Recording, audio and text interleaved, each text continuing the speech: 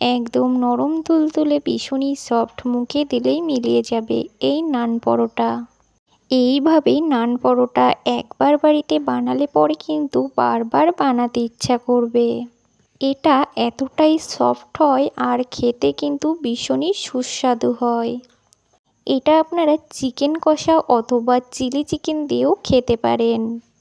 রেসিপিটা অবশ্যই ফলো করে বানাবেন। একদম পারফেক্ট বাটার নান তৈরি হবে, কোনো রকম ঝামেলা ছাড়াই।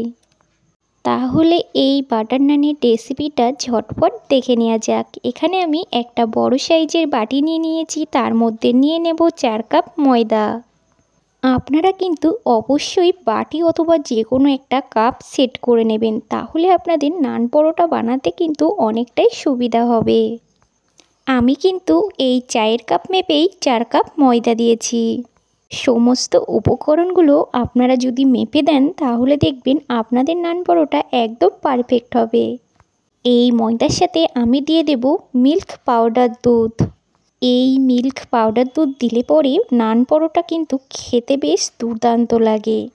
এবার আমি এর মধ্যে 4 টেবিল চামচ চিনি দিচ্ছি, কারণ হচ্ছে এখানে আমি 4 কাপ ময়দা নিয়েছি, তার পরিবর্তে 4 টেবিল চামচ চিনি দিচ্ছি। আর দিয়ে দিচ্ছি স্বাদ অনুযায়ী লবণ। এবার আমি এর মধ্যে দেব ড্রাই ইস্ট। ইস্টের পরিমাণটা আপনারা কিন্তু সবসময় ঠিকঠাক দেবেন, তাহলে দেখবেন নান পরোটাটা খুব সুন্দর হবে। এখানে আমি 4 কাপ ময়দা নিয়েছি, তার জন্য আমি 1.5 চামচ ইস্ট দিচ্ছি। প্রথমে আমি 1 চামচ ভর্তি করে ইস্ট দিচ্ছি, তারপরে আরও হাফ চামচ দিয়ে দিচ্ছি। আপনারা নিশ্চয়ই দেখে বুঝতে পারছেন এখানে আমি কতটা পরিমাণে ইস্ট ব্যবহার করলাম। এবার আমি দিয়ে দিচ্ছি 2 টেবিল চামচ সাদা তেল। এবার আমি সমস্ত উপকরণগুলো ময়দার সাথে খুব ভালো করে ডলে ডলে মাখিয়ে নেব।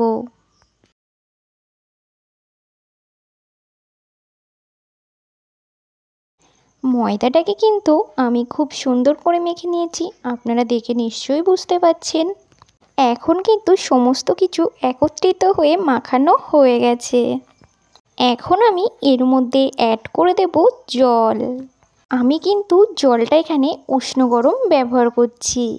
জলের পরিমাণটা আমি কিন্তু এখানে একেবারে দেব না, অল্প অল্প করে জল দিয়ে আমি কিন্তু এই ডোটাকে মাখিয়ে নেব। আমার যদি জল পরে প্রয়োজন হয় তখন আমি আবারও ব্যবহার করব। তো এই ডোটা মাখাতে এখানে আমার আরও কিছুটা জলের প্রয়োজন, তাই আমি এই কাপের আরও হাফ কাপ জল নিয়ে নিলাম। এই জলটা পুরোটুকুই দিয়ে দিচ্ছি। তাহলে কিন্তু এখানে আমি 4 কাপ ময়দার জন্য 1.5 কাপ জল ব্যবহার করলাম। খুব ভালো করে ডলে ডলে কিন্তু ময়দাটাকে আমাদের মেখে নিতে হবে। ময়দাটাকে খুব ভালো করে মেখে নিয়েছি, আর ময়দাটা দেখো অনেকটাই নরম আছে। ময়দাটা কিন্তু এই সময় নরমই থাকবে। এখন আমি এর মধ্যে সামান্য একটু সাদা তেল দেবো, যাতে করে ময়দাটা খুব ভালো করে মাখানো যায়। এবার কিন্তু আমি খুব ভালো করে ডলে ডলে ময়দাটাকে মেখে নেব। তো এখানে আমি 5 থেকে 7 মিনিট সময় নিয়ে খুব ভালো করে ডলে ডলে ময়দাটাকে মেখে নিয়েছি। এবার আমি এরকম একটা ডো শেপ বানিয়ে নিচ্ছি।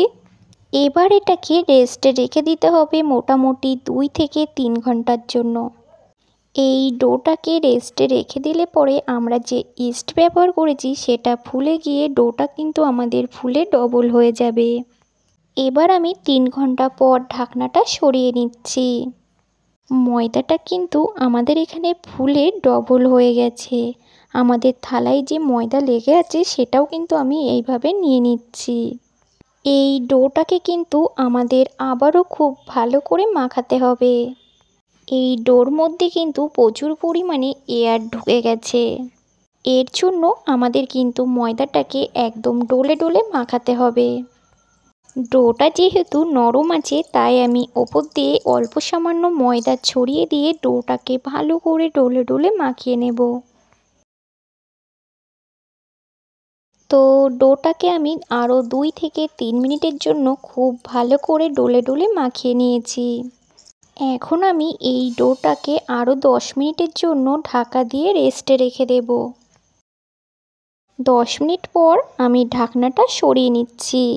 ডোটা কিন্তু আমাদের আবারও ফুলে উঠেছে। তার জন্য আমাদের ডোটাকে আবারও একটু ভালো করে মাখিয়ে নিতে হবে।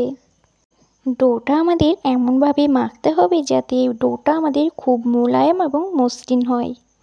ডোটা কিন্তু এখানে আমাদের খুব ভালোভাবে মাখা হয়ে গেছে। এখন আমি এই পাত্রের থেকে অন্য একটা পাত্রে নিয়ে নিচ্ছি। এবার আমি এই ডোটাকে মাঝখান থেকে এইভাবে অর্ধেক করে নিচ্ছি। বাকি যে অর্ধেকটা সেটা আমি আবারও ওই গামলায় রেখে দিয়ে ভালো করে ঢাকা দিয়ে রেখে দেব।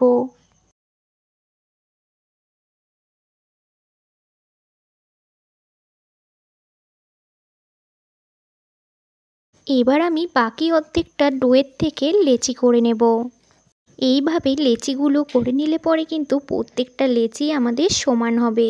আমরা এখানে যতটা পরিমাণে ময়দা মাখিয়েছি তাতে কিন্তু মোটামুটি 8টা মতো নান তৈরি হবে। তো এখান থেকে আমি একটা লেচি তুলে নিলাম, দিয়ে এইভাবে গোল করে এবার এটাকে বেলে নেব। এর উপর দিয়ে সামান্য একটু ময়দা ছিটিয়ে দিলাম। তারপর এটা গোল করে বেলে নেব। একদম বেশি মোটাও করব না, আবার একদম পাতলাও করব না, একদম মিডিয়াম সাইজ করে এটাকে বেলে নেব। এইভাবে রুটির মতো বেলে নিয়ে ওপর দিয়ে আমি কিছুটা ধনেপাতা ছিটিয়ে দিচ্ছি, দিয়ে খুব ভালো করে এটাকে সিল করে দেব। আবারও সামান্য একটু বেলে নিলাম। এটা কিন্তু আমাদের খুব ভালোভাবে সিল হয়ে গেছে। ধনেপাতা কিন্তু খুব ভালোভাবে সেট হয়ে গেছে। এখন আমি এই রুটিটা তাওয়ার উপরে দিয়ে দিচ্ছি। এই সময় গ্যাসের আঁচটা কিন্তু একদম মিডিয়ামে রাখতে হবে। এবার আমি ঢাকা লাগিয়ে মিনিট 2-এর জন্য অপেক্ষা করব।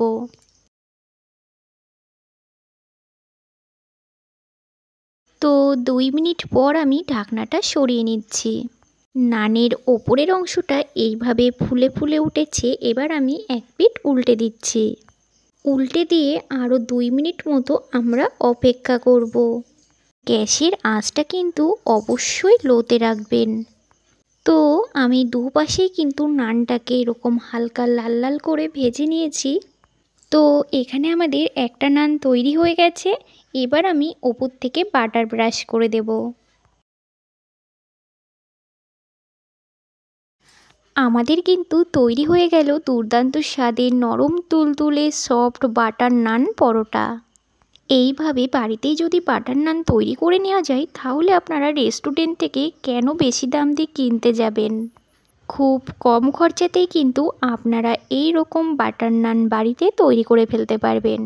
এই বাটার নান আপনারা চিকেন কষা অথবা চিলি চিকেন দিয়েও খেতে পারেন। প্রত্যেকটা বাটার নান আমি এইভাবে তৈরি করে নিয়েছি। আশা করব আজকের এই রেসিপিটা আপনাদের খুব ভালো লেগেছে। যদি ভালো লাগে তাহলে অবশ্যই লাইক কমেন্ট করতে ভুলবেন না। আর যারা এখনও সাবস্ক্রাইব করেননি তারা অতি অবশ্যই সাবস্ক্রাইব করে দেবেন আর পাশে থাকা বেল বাটনটি প্রেস করে দেবেন। তাহলে আপনাদের কাছে আরও এরকম নতুন নতুন রেসিপি সবার আগে পৌঁছে যাবে। আজকের মতো এখানেই বিদায় নিচ্ছি।